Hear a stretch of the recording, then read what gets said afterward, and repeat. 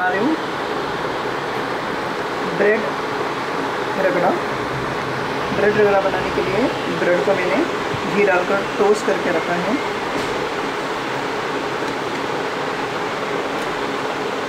अभी इसमें potato mixed with red chilli powder and chaat masala थोड़ा सा रख देंगे इसमें, और हम डालेंगे थोड़ा सा ग्रीन चटनी इसके ऊपर, थोड़ा सा स्वीट चटनी,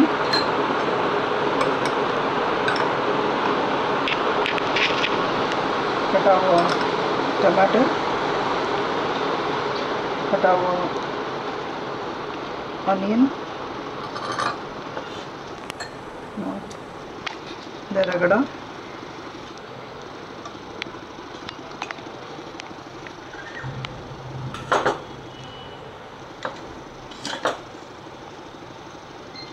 सेव, बारीक सेव,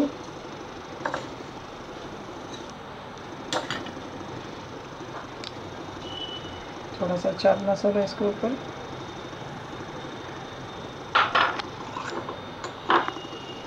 थोड़ा सा क्यूमिन पाउडर, बारीक chopped coriander leaves.